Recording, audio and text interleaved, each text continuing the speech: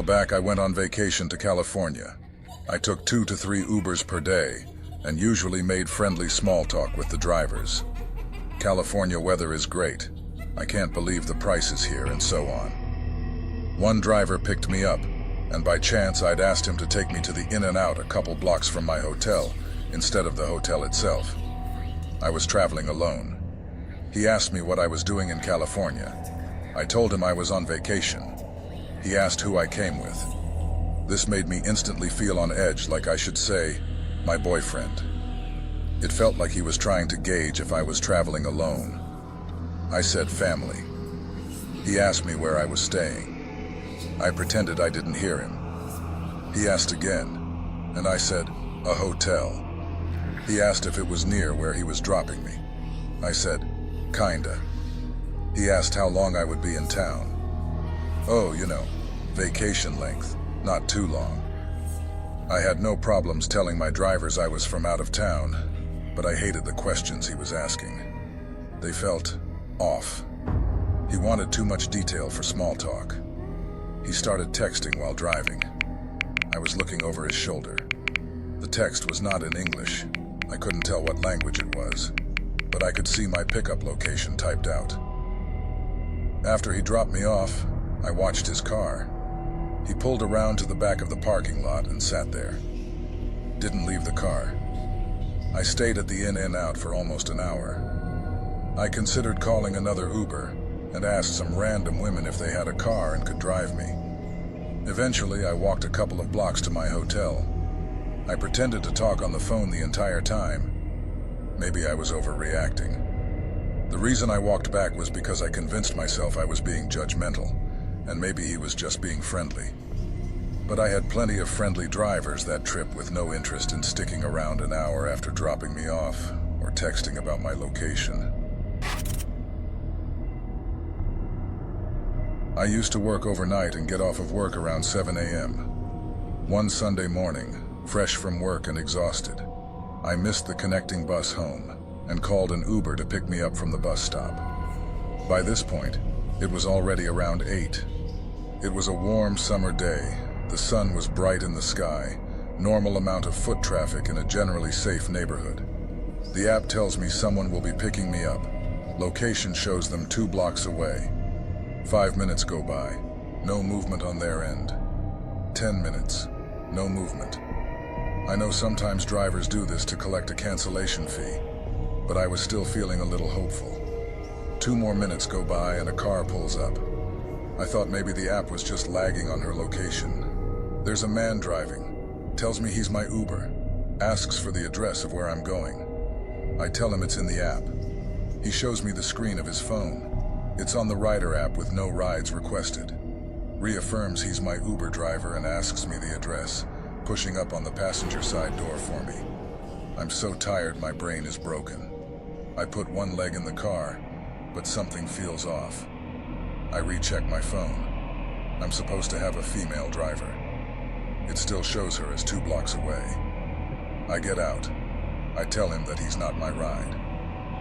"Oh, you called a Lyft," he says, and drives off quickly.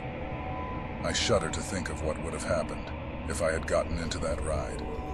Contact Uber customer support. They said they were sorry my ride never came, but didn't care about the rest of the incident, let alone the other questions it raised. Like, how did he know I called an Uber when I was standing at a clearly marked bus stop, scrolling through Facebook on my phone? Used Lyft exclusively for months after that, and still check the driver profile before I get within 3 feet of the ride.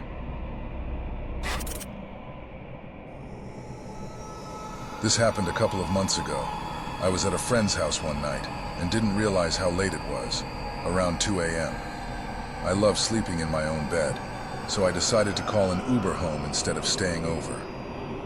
My friend lives in a more rural area of town, so it took a while to get an Uber, and it was around a 40-minute drive back to my house. Upon getting into the Uber, the first comment he made was telling me how pretty I was. Immediately, red flags started going off in my head. I'm already a very anxious person and have always been afraid of taking Ubers alone, especially at night. so I was already on edge before the comment was made. I just replied, "Thank you," and he started to drive me home. My friend was a boy, and I assume the Uber saw him standing at the doorway before we left, because around 5 minutes into the drive he asked, "Was that your boyfriend?" At this point, my gut feeling tells me something is wrong. I reply yes, and say nothing further. He then proceeded to go on about how lucky my boyfriend was, and again, how pretty I was. At this point, I didn't answer. Around 10 minutes into the drive, the Uber driver tells me that he knows a quicker way to get to my house, and we're going to take a detour. I immediately start to panic inside because as an anxious Uber rider, I consistently watch the Uber app on the driver's phone and need to be following the map. Also, this detour seemed to be going deeper down the rural roads versus into the city. I then called my dad, but because it was past 3 a.m. at this point, he didn't answer the phone. I then decide to call 911. The operator answers me right away, and I act like I'm talking to my dad on the phone. She immediately sensed that I was unable to tell her the exact situation, but I acted like I was telling my dad that I was in an Uber and would be home soon. She then started to ask me questions about the color of the car by having me answer yes or no, the make of the car, my location, etc. She asked if I was in danger, and I said, "I don't know."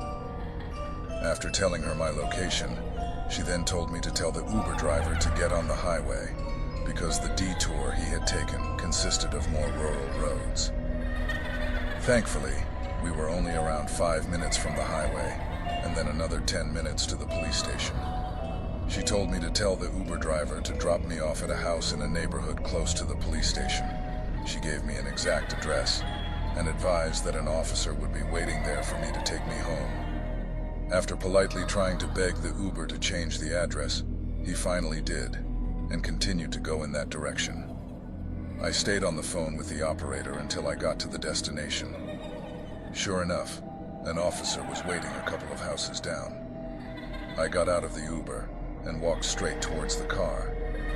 I'm not sure if I was overreacting about the situation due to my anxiety, especially by calling 911, but the alarms were going off so loud in my head that I genuinely thought I needed to in that situation. I now only take Uber alone in the daytime and always share my ride with my parents or friends.